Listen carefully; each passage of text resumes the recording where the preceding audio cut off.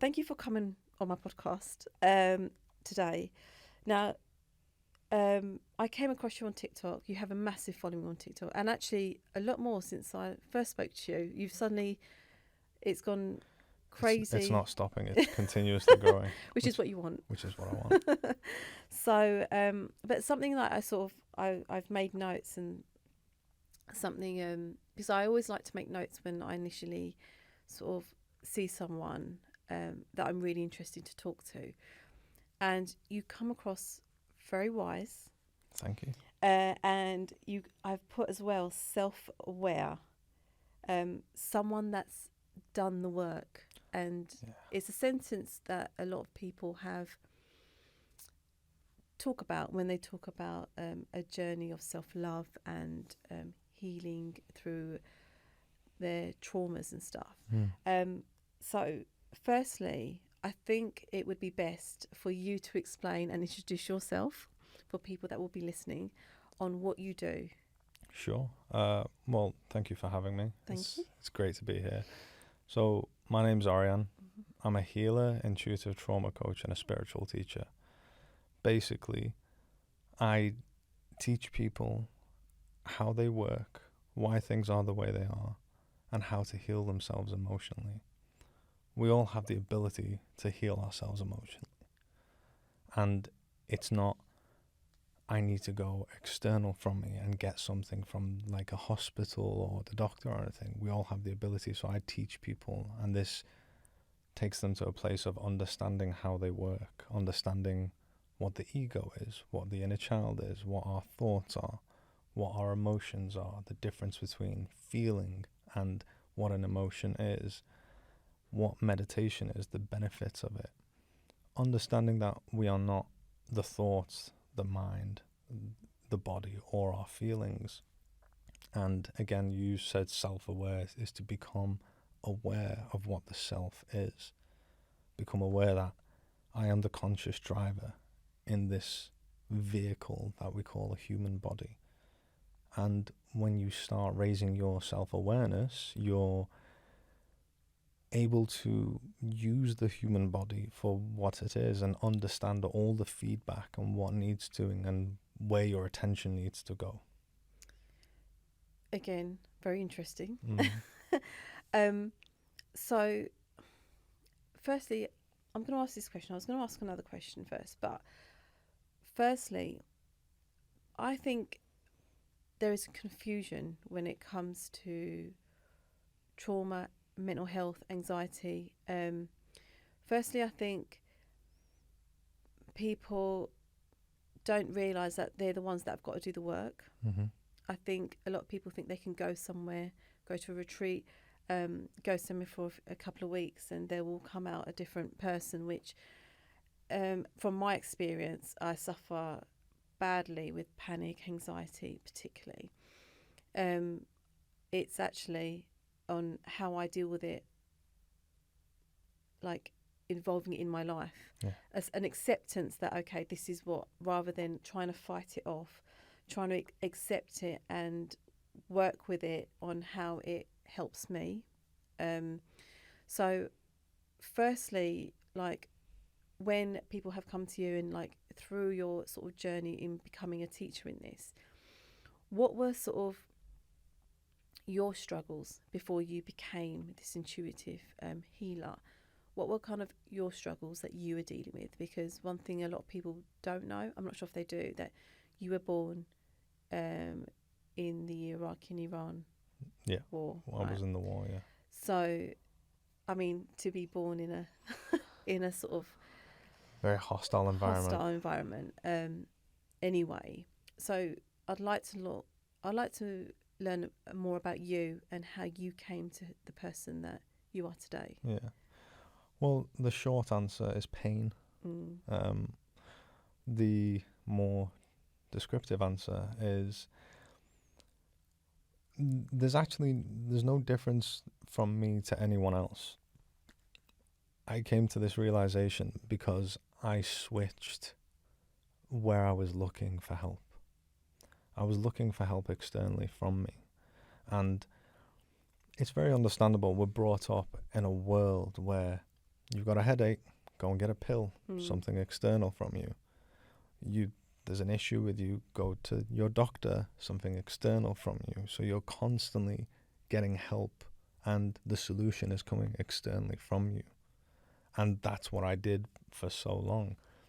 And then I came to certain realizations. I got into a situation where my partner at the time and I ended the relationship, and it took me to one of the worst places probably the worst place I've ever been. And that was the third time that I truly considered suicide. And I was like, right, I'm kind of done.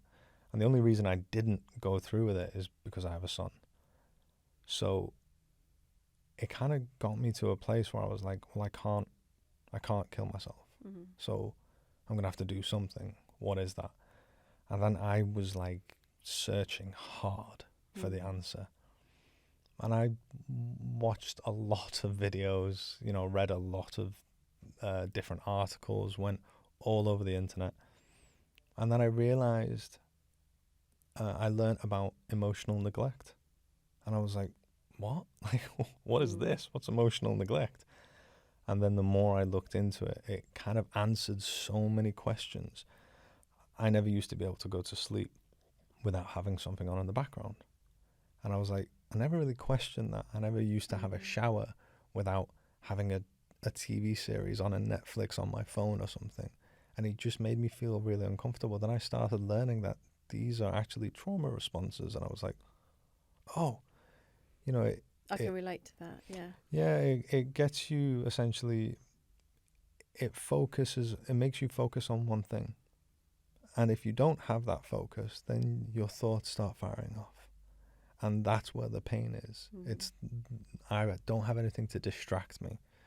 So that's where the pain starts. And then I started understanding that. I started seeing the difference. And I started kind of going into the exploring what it actually means to be emotionally neglected and everything. And then I realized, like, wow, this is huge. We are emotional beings that think. We're not thinking beings that feel emotions. And we live in a time where we're constantly taught to reject our emotional self. And I realized, like, that was the cause of all my pain. That was the cause of everything that was going on. So the more I learned, it led me to understanding that, which led me to understanding how to heal these parts of myself. And then I started recognizing that everything is in the self. It's all within. Retreats and things like that are great. There's nothing wrong with them. But those things on their own will not get a person to where they want to get to. It's all within. And I can't do it for you. You can't do it for me. I can do it for me, and you can do it for you. It's an individual has to do it for themselves because it's the self. So it's about learning how to. And the more and more that I learn, I remember there was the first time where I had a huge healing session, and I instantly felt very, very different. And I was like, whoa. I was like, so explain what that felt, that awakening, that moment, that how would you describe it?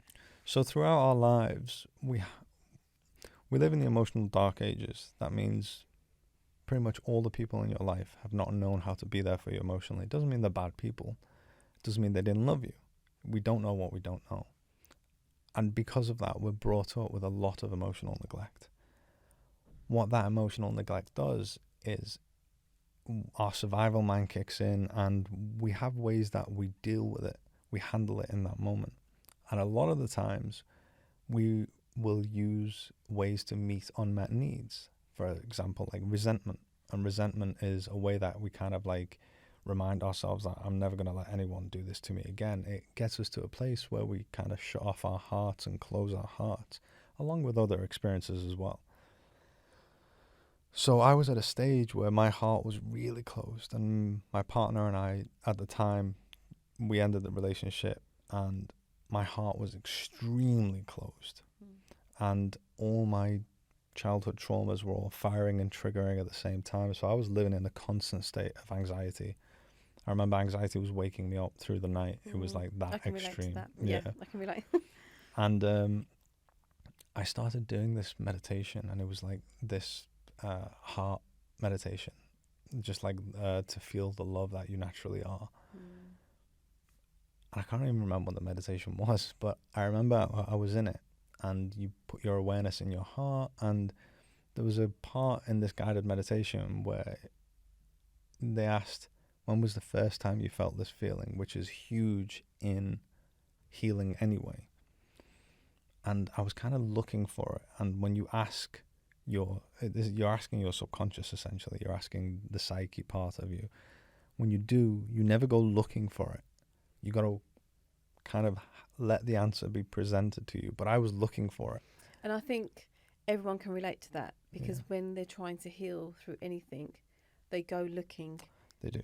Yeah. They look for a counsellor. They look for, a place. Exactly. Clinics, even. It makes sense that would be something we would do. Because that's what we do in life. If we need something, we go and get it. We go to the supermarket. We go to...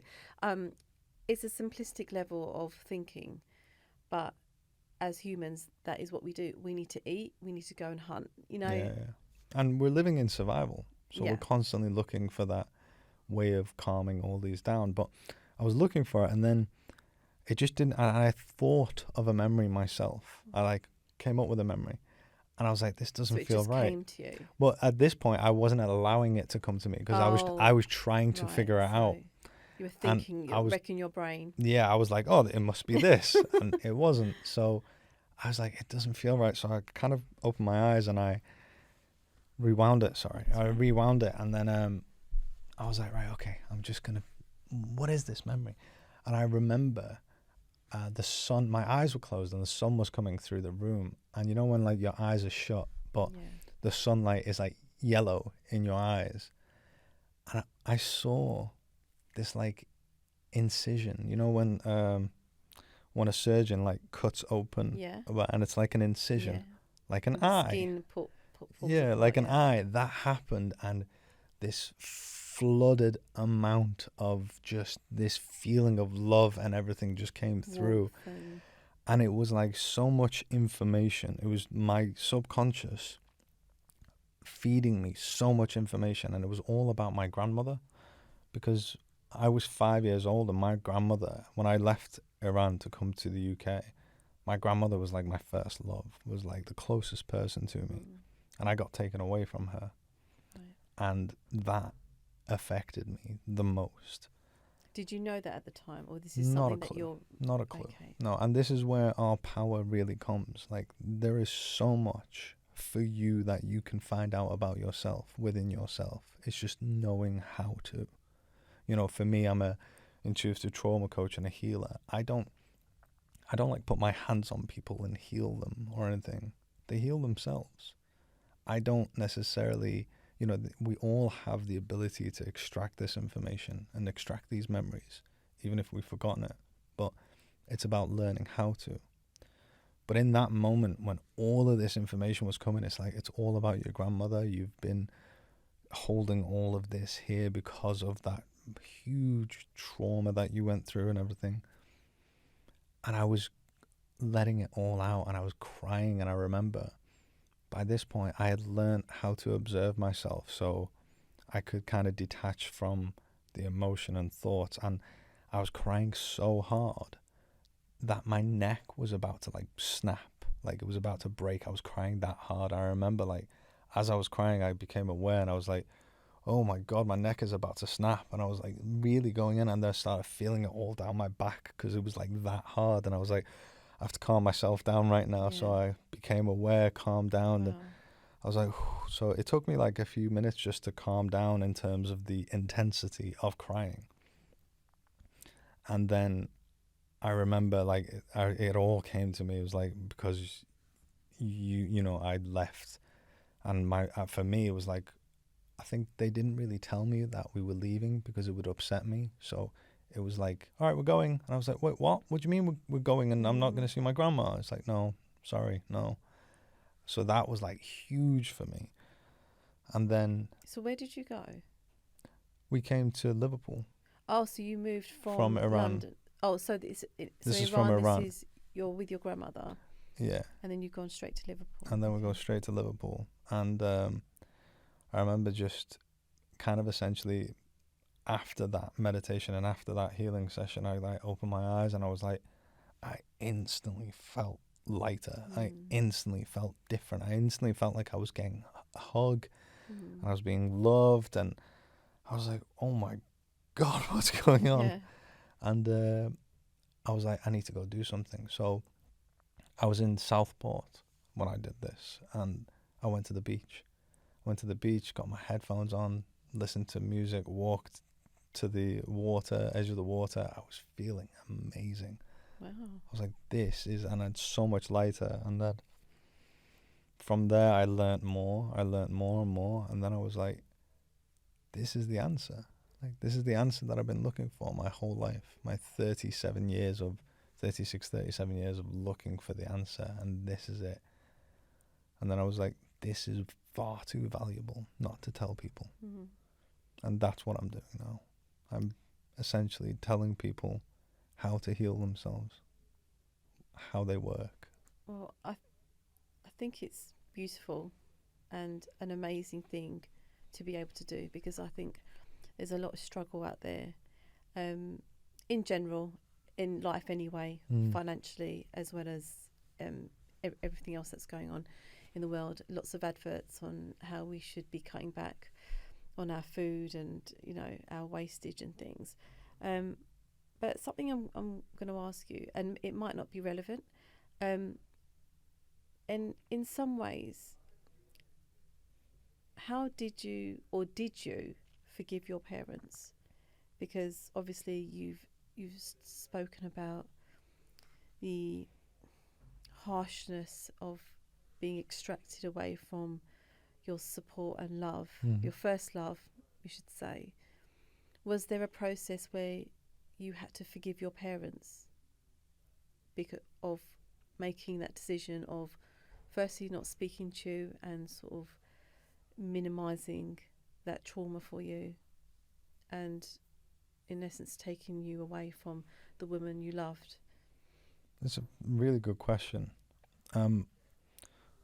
Unfortunately, there's a lot of information out in the self-help community.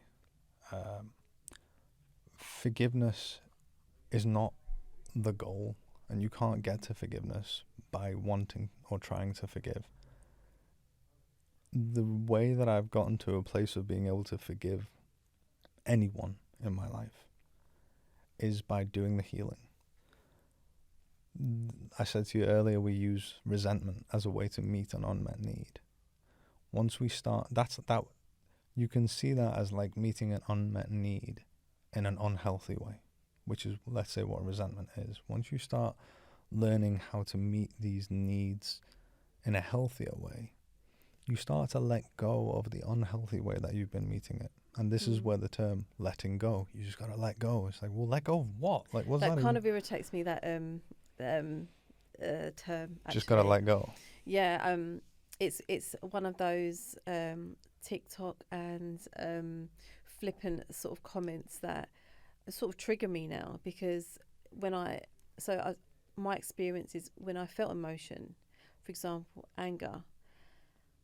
Sharon's really angry, and it's like, no, I'm not angry, it's just you're not listening. Yeah. So if you're not going to listen, I'm just going to talk louder and louder and louder, to the point where you are now listening, but you're deflecting that 100%. You're deflecting the issue, that you're not listening, to actually turning it around and saying, well, you're an angry person because look how you're talking to me. But this is the thing as well. What's wrong with being angry? Well, this is it. So, but because I was told that a lot, and actually not just me, when I speak to people, because you do start, when you're going through a sort of journey, you do start speaking to people, and I now realise that anger is pain. Yeah. I would say, and always being given the reputation of being an angry person. But yeah, so And I remember people going, just let it go. And it's like, no, you take responsibility in your behaviour, and maybe I will let it go. And it was just so easy. And I think it's one of those TikTok comments that I sort of, you know, the motivational sort of videos that get lots of views, because I think they prey on people's mental health, and people use social media a lot to sort of cure their mental health, and it's not always the case really for that. It's unfinished advice. Yeah. Anger is a cover emotion. It has fear under it 100% of the time. Now, you've been brought up in a society, in a world that have taught you that it's not okay to feel a certain emotion. So in your childhood, when you've grown up, you've been told off for being angry. That's telling you that it's not okay to be Someone's angry. Been angry, telling me that I should not be angry. Should not be angry. But you're an emotional being that thinks. You're not a thinking being that feels emotions. So emotions are who you are. It's your truth.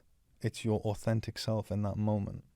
So if you're being told you shouldn't be angry and don't be angry, and you're being rejected and pushed away for that, you're learning that this part of me is not acceptable.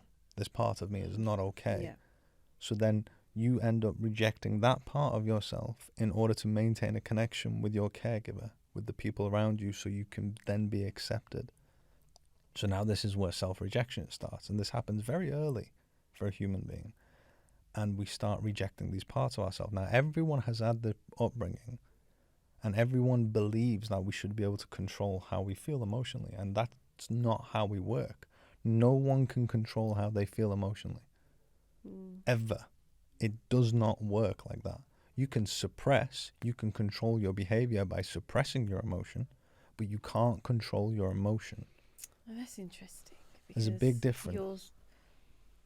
You're sort of taught to control. So, for example, in school, we've talked about that, haven't we? Sort of the school system and such. But we're taught in school that that's naughty if you hit. So yeah, you're right. It does come from an early age. So I'm interested. What parts of you did you reject before you came? So many. All parts, just like everyone else. We also have like different family dynamic roles. So in our social circle, our first social circle, which is our family, we have different family dynamic roles. You've got like the golden child, the jester, the enabler. I was the scapegoat. Yeah. Yeah. I was the scapegoat. Yeah. So the scapegoat is the one that everyone kind of takes their emotional baggage out on. It's like the black sheep of the family, the one that always does wrong, the one that always messes up. And it's the scapegoat is the one that triggers everyone's emotional traumas, which is, I feel angry because of you, so I'm going to take that anger out on you. And I think as well, like, it's the humiliation part of the scapegoat that always really got me. That was the worst part, I think, about being a scapegoat. It's people taking it out on you, but it's people humiliating you. I always found that worse. I don't know why. I always found that being humiliated and laughed at and joked and ridiculed. Well, that's a very extremely traumatic thing for a human being to go to. Yeah. When you're being laughed at and ridiculed and humiliated, you're being pushed away by the people that you rely on for survival. And love. You actually love the people that... Well, yeah, you're being pushed away by and not accepted.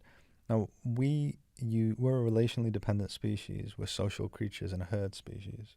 We actually use relationships, love, and connection as a survival mechanism. An infant on their own would die 100% of the time. Yeah. So we use connection, love, relationships as a way of surviving. Now, that makes your caregivers and your social circle essentially the gods of your reality.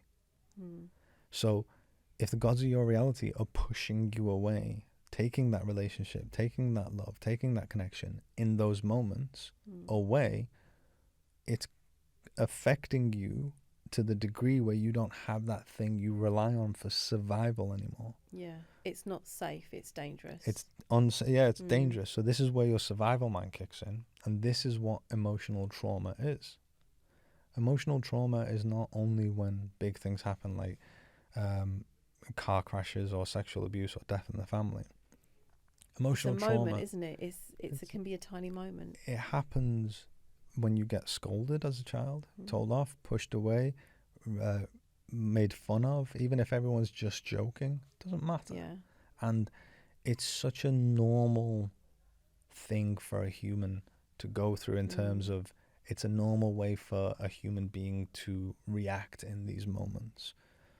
It happens hundreds, if not thousands of times in your life. And each of these parts, each of these experiences, you reject a part of yourself, whether it's because you've learned to reject it to maintain connection, or whether it's because that part, the experience is so extreme that the way you protect yourself is by putting that part of yourself that's experiencing that in your subconscious, somewhere you don't have conscious awareness of, as a way to keep yourself safe.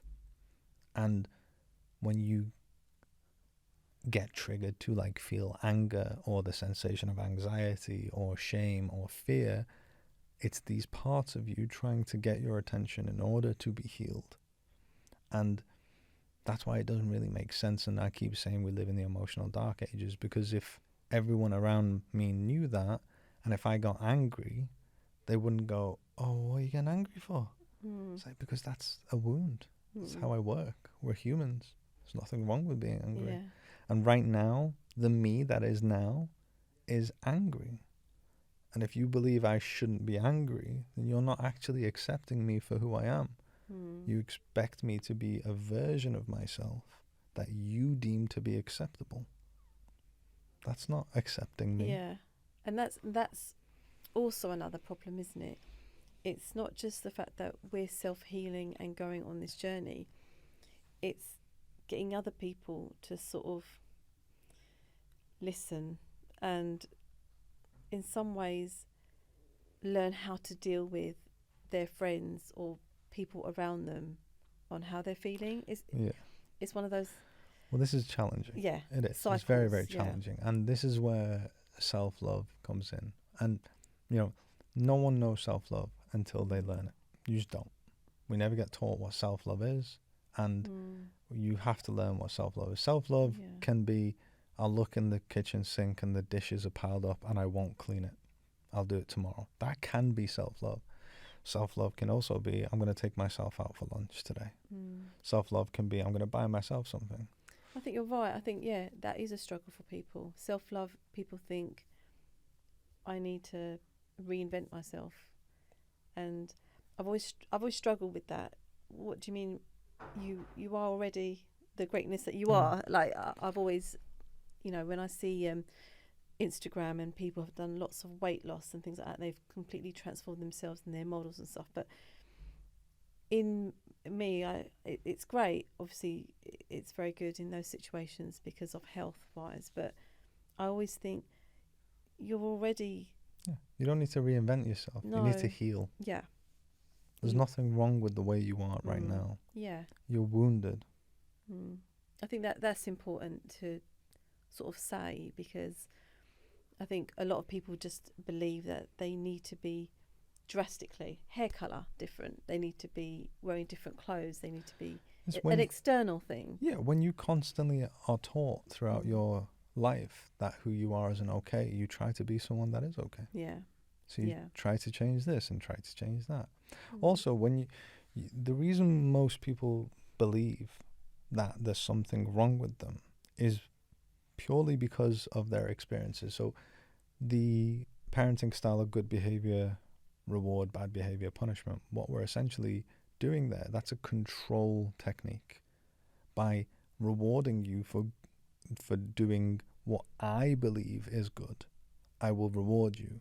And if you do something that I believe is bad, I will punish you. So I'm literally controlling you to mold you to be the version of the person that I believe you should be. Now, when you're doing bad behavior, when we do something that's seen as bad, whether it's an accidental or not or whatever, and then you're getting punished, let's say the example of anger, when you're being punished for being angry and you're getting told by the God of your reality that you shouldn't feel like that, And then you're constantly getting told I shouldn't feel the way that I do, even though I know that that is how I feel. Then I start giving meaning to that. Yeah. I start thinking that there's something wrong with me. I start thinking that I'm broken, that I'm not good enough. And because this happens so many times in my life, this is now a belief, because these meanings are thoughts, and a thought that's thought over and over again is a belief. So now I have unconscious core beliefs that I'm broken, that there's something wrong with me, that I'm not working properly, and that I need to... And it seeps through into your body, right? I mean, this is a little bit... I mean, this is only how I believe, but what you've just said, it seeps in through to your skin, to your cells, into your cells, into your blood, into your organs, into your mind, and that's how I visualize. Your emotional state is one of the most important parts of being a human being. When you reject all of these parts of yourself, you just don't have conscious awareness of them. That doesn't mean they don't affect you. When you reject these parts of yourself, so in the moment you reject a part of yourself, you experience a split in the consciousness. Now, if you think of your consciousness as like water, like a river, the best example I've heard is the river of consciousness. Yes, I've seen the... So if you think of like a split in the river, those are aspects of yourself. In the moment, what you do is you take on... these aspects have different behaviors, different needs, wants, and desires. What you do is you take on an aspect, the one that's going to keep you safe based on the behaviors that it has, and you reject the other aspect. So maybe I might reject an aspect of myself that's angry because I'm learning that it's not okay to be angry. Because it's safe and dangerous. Yeah, because it's unsafe and dangerous. It's safer not being angry. So I'm going to reject that part. Now, I only reject it and put it somewhere I don't have conscious awareness of. But it's still me, and it's still affecting me. And it's still in you. Yeah. And that means this part of me has emotions that I can't feel because I'm rejecting it, but also has thoughts that I can't really, like, I don't really know that this part of me's thoughts. Every now and again they'll come up. But what we know as well is that thoughts activate the stress response in your body. Yeah. So now I have hundreds, if not thousands, of these split parts of myself where I've rejected in my subconscious that I don't have conscious awareness of, having thoughts that activate the stress response in my body. And now what that means is I'm in a constant state of stress because of my thoughts. That affects the body greatly. Yeah. And we know that high levels of stress for a long time pushes genetic buttons for disease as well.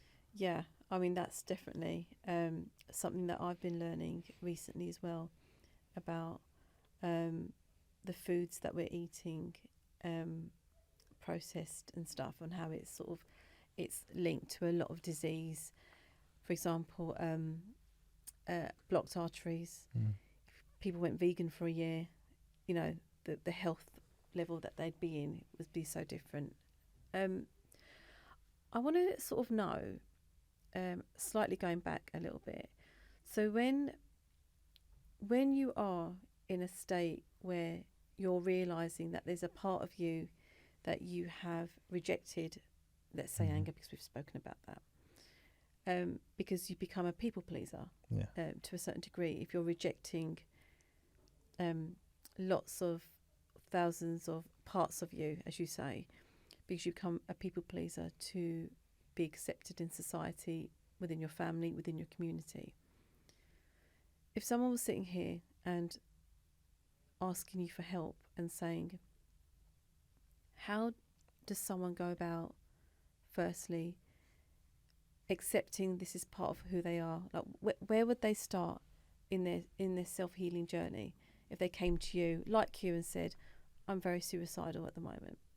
Because a lot of people in your place, a lot of people do have children and still commit suicide. Very tragic, very sad. What would you say where would you start? And does it work for everyone? Well, it's how we work. Mm. The way to heal does work for everyone because it's a way that you work as a human being. But do people heal differently?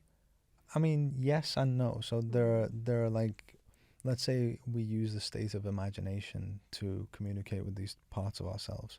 Now you can use different states of imagination, but you're still using a state of imagination. You can also like release in different ways. I can do a specific type of meditation or a different type of meditation, or I can just allow these emotions to come in instead of rejecting them and release. So there are differences, but you know, it's like we all have a way that we work. If you and I needed open heart surgery, there would be rules that we would follow for both of us. But the difference might be is my blood type is different than your blood type. So there's like slight differences there. But emotional healing is something that every human can do. And there is a way of doing emotional healing. And this is why I concentrate on teaching people how they work. Because once you understand how you work, then you can start going down the path of emotional healing. Now, one of the main things that I always start with people, and the reason I put the content that I do out, is because of our upbringing, because of our experiences. We believe that it's my fault. I'm the issue. I think we're told that, aren't we? Yeah, constantly. I'm the problem. Rather than, all the time. You're in trouble because of what you did. The reason you're feeling like this is because of your actions. Look what you've done. Look what you've done. You should be ashamed of yourself. That is one of the worst things to tell a human being. Everyone's staring at you. Look what people would think, what people would say. Yeah, exactly. So you're constantly getting told it's you. So for someone who would want to start, what I always do, and is the most important, is to bring to their awareness that they are wounded, not broken. It's not their fault. They are wounded. If you fall out of a tree and break your legs, you can't expect yourself to walk. And it's okay not to be able to walk. It's okay to rest and It's okay to, and most of the advice out there is you just got to push through. Push through. That's like saying, you're in a boxing match and there is no stopping the round. You just got to push through. Just keep going. Keep getting hit. It's like, no, sometimes I need, ding, ding, round one. I need to sit down for a moment. Yeah, there's recognizing when you need to stop because it's a fear, or you need to stop because there's something that you need to resolve there. Right? But that is the fear as well. If fear is making me want to stop, that's okay. Yeah. The fear is there for a reason. But is that fear the fear of failure? Whatever it is. Right. But that's what I mean. So maybe I'm getting it wrong. I don't know. But no, this is the confusing part, so and this is why we are kind of like confused about it. Yeah. Like, so in my head, the way I see it, it's like, well, what's wrong with failing? Oh no, there's nothing wrong with failing, I suppose. But like, for example, if I'm talking to someone on the podcast and they're quite high profile, you know, like they're, I don't know, it's sort of Gary Oldman. I'm a big fan of his. So if I'm interviewing him, I would be very nervous. I would be very scared, and I would be thinking, I actually don't want to do it. There's a part of me that actually doesn't want to do it, fear of failure, but I will push through just because you kind of have to. No, I understand. But so that's a very good point, actually. And this is, again, something I talk about regularly. This is, again, about understanding that there are different forms of self-love. Self-love is to accept all these parts of yourself. If I have a fear of interviewing someone and maybe it will be really good for me and I need to do it, what you're always taught is to push through. Yeah. Now, you're essentially But I could be having a panic attack, like no, an no, I anxiety understand. attack. I understand. Everything, you know. But in that moment, how you talk to yourself all the time, you're basically talking to your inner child, basically. Yeah. Now, I want you to kind of imagine a child on the edge of a pool, and you need to get this child in the water. Let's say it's the deep end, which for you would be doing that interview. Yeah. Okay, so there are different ways of getting that child in the pool.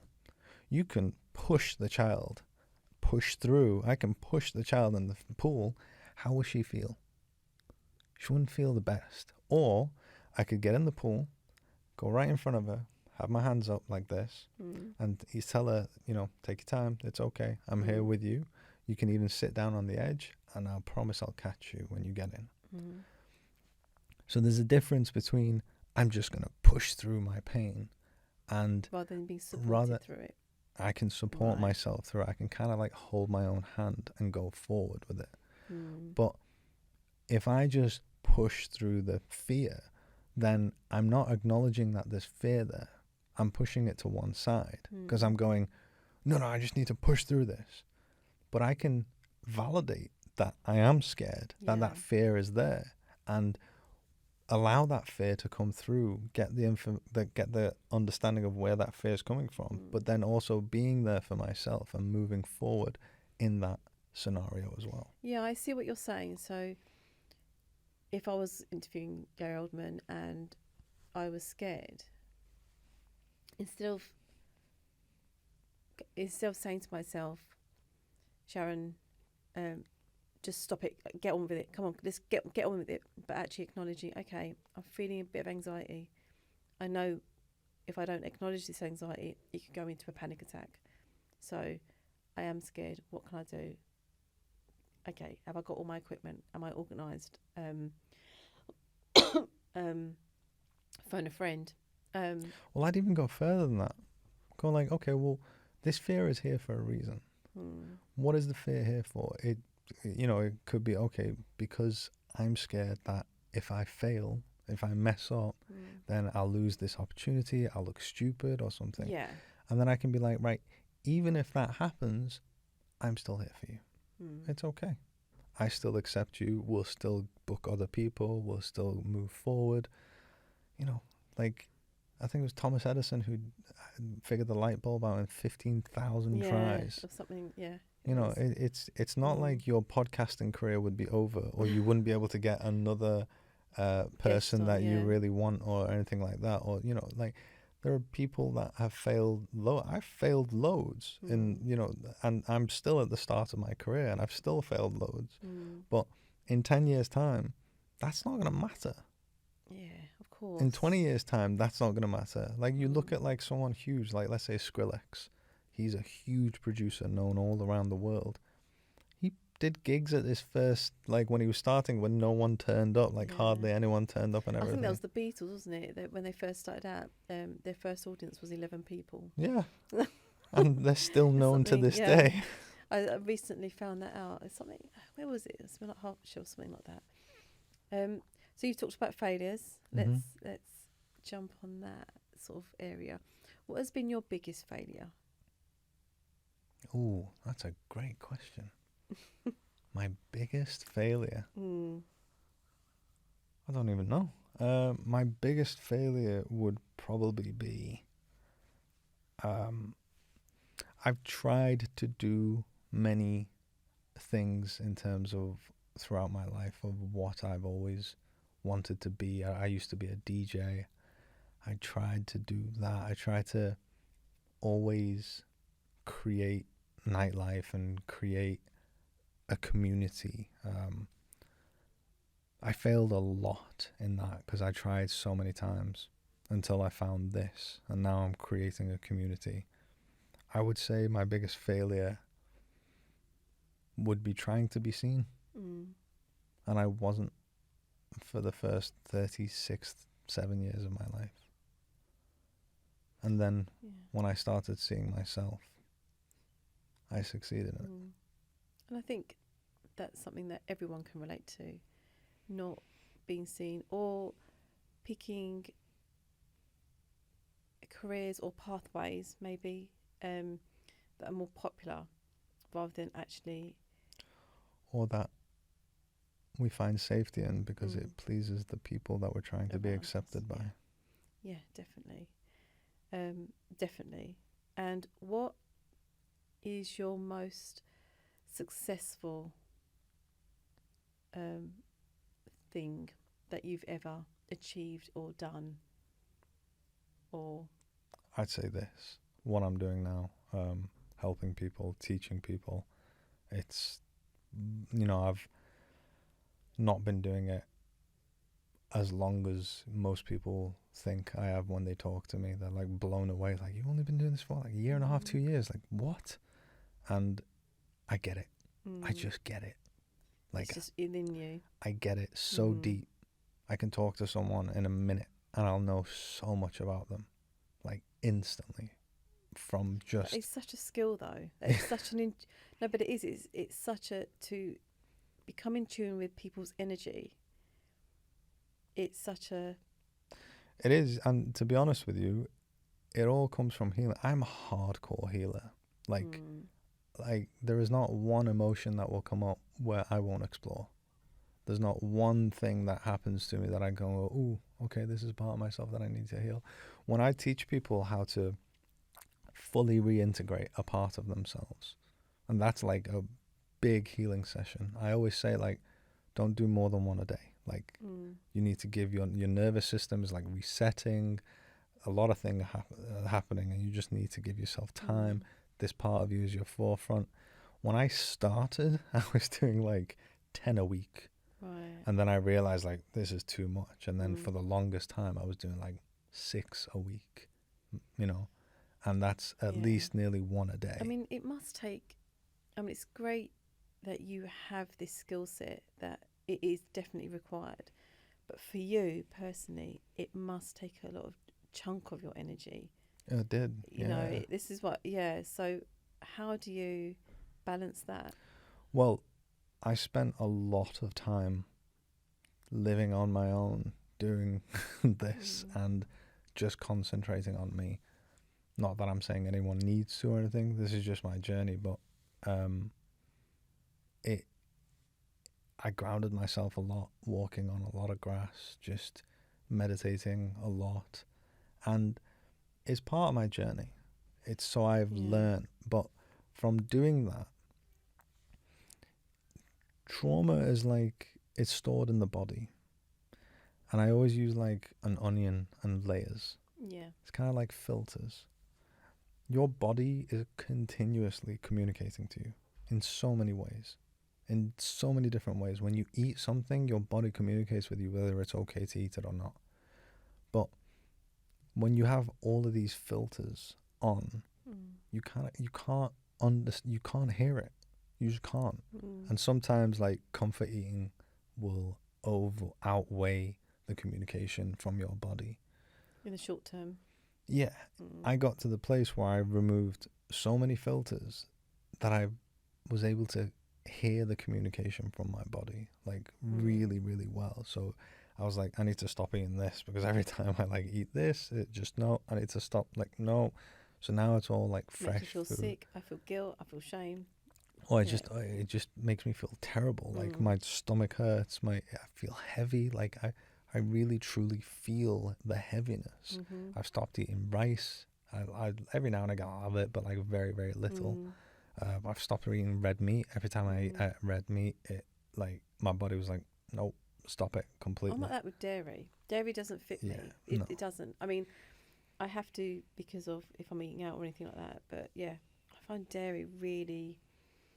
it just always bothered me. Yeah, it's not for the body. No, it's breast milk from an animal. Basically, yeah. Yeah. So I could talk to you for ages, and we've actually been nearly an hour, which is crazy. What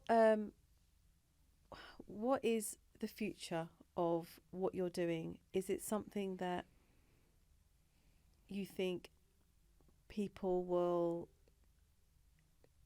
sort of absorb and sort of accept a lot more now that you've got a social media platform? Because I still feel there's a lot of work for people to, especially if they're people that have actually been the enablers or the roles of actually being the people that have been the bullies, to actually accept. I've always thought, if I'm going to have someone in my life that has abused or affected me in a negative way, if they don't, not an apology, but if they keep lying about their behaviour, or if they keep recognition, if they don't recognise their sort of responsibility in the breakdown of a relationship, then it's something that I'm not happy to, or I'm not happy to have that person in my life. And I think a lot of people do have that thought process. So what would you, from the last thing that we sort of talk about now, what would you say to people if they're in a situation where they recognise that they need to do some inner healing, trauma, they need trauma coaching because of the relationships that they've had in their life? What would you say to them right now? Well, first of all, whether I coach anyone or do online workshops or anything, I never tell anyone what to do, because my job is to empower people. And that wouldn't be very empowering if I was telling them what to do. Everyone has that power within them. It's my job to show them that power. I always advise people to going towards self-love, because you have to love yourself first. You know, you hear when you're on the planes, and in case the oxygen masks fall down, put your oxygen mask first before you help a child, you know, before you help others. So if you can't help someone if you're not, so sometimes putting myself in an environment around people that are unwilling to have recognition for what's going on, which then creates an unhealthy environment for myself. To put myself in that environment is not necessarily self-loving. So it's a decision that is very, very challenging, and a lot of people find it very hard. And, you know, I can tell you my own personal experience. I took myself out of that environment with my family. Doesn't mean I hate them. I love them very much. And there's never been any part of me that has ever blamed them for what's happened in the past, because that's unrealistic. But that doesn't mean I'm okay with it continuing on. So there has to be recognition, there has to be accountability, and for anyone to be able to have a relationship, a healthy relationship with someone else, it has to be a two-way thing. You can't have a one-way relationship. It just doesn't exist. And a relationship actually isn't 50-50. It's 100%. 100% from both sides. Interesting. And I never thought about that. Yeah. And we've never been taught how to have a relationship with anyone. We've never been taught how to communicate really at all. Especially in our culture, and particularly in the South Asian culture. It's I mean, in the Iranian culture, it's definitely not even a thing. It's only you must listen to me and that is it. Yeah. You know, and it's unfortunate. We bring our children up not really. Seeing young human beings as children can be quite, I don't want to use the word damaging, but that's true. It can be quite damaging. I realized one day when I was talking to my son, I've completely changed the way I am towards my son since I've learned all of this. And I cannot explain to you the difference it has made in him. Like, it's insane. Wow. But one of the things that I realized is I asked him to like turn the light off or something. This was a long time ago. And then I realized, I was like, I've lived with my friend before and I've asked the same question to my friend. And then I realized that the way I asked my son was so much worse than the way I asked my friend. And I was like, why? Why am I not showing my child the same level of respect? Yeah. Like, why do I talk down to him? And I was like, because I'm seeing him as a child, and then I started seeing him as a young human being, as a younger human being, because even your children get to a certain age and then you go, now I'm going to treat you different because you're an adult. Why? Yeah. Why Exactly. is that the You've moment? done the damage, you've already... Why is that the moment you start showing respect? Yeah. Why is that the moment you start and I realize when we see them as children, we're kind of like, you don't really know that much. And you don't really know what's best for you. I think it's a lot about control. I think with our own parents, we didn't have that control. We didn't have that feeling, as we've explored today, about safety. It was always do what I do. If you don't, there's a consequence, and it's probably going to be hitting. It's it's going to be some sort of violence, and children are treated as though they're in the way. Yeah. In a lot, and I think as well, what that child has then grown up and had their own children, and that cycle continues because that's what they were taught and that's what happened to them, and that's why we have parents that have lots of traumas and aren't bad people, as you say, but this is the thing. So if you're listening to this and you are the one that's doing the healing, you're the break in the chain in the generations. Yeah. You're the one that stops it from the generations being passed down. But that doesn't mean you're not going to make mistakes. I've made so many mistakes. Yeah. I think that's something that people think, that you're just going to wake up and it's just and it's not. And I think mistakes as well. You're not going to make mistakes, but you're actually going to learn from. You're going to learn a lot. And by healing yourself, you actually realize what unmet needs you had, how you should have been treated in terms of going towards healthy emotional stability, and you start treating your children like that because you're like, I need to stop doing that, I need to do that. It's okay if he's angry. It's okay if he doesn't want to do something. I'll leave you to have a couple of minutes. That's what I said. Said, you need a couple of minutes, and that's okay. Yeah, have time. Yeah. Sometimes I leave for longer. Yeah. That's completely fine. If you're angry, well, I sort of say, you decide when you're ready. Come call me. Arian, I could talk to you for hours. I literally can. Thank you so much for coming on the podcast. Very welcome. It's been great talking to you. I love talking about this sort of subject, because I think it's really important, and I think there's not one person out there that is not going through some sort of trauma or self-healing journey themselves. So thank you so much. You're very welcome. It's been great being here. Thank you for inviting me.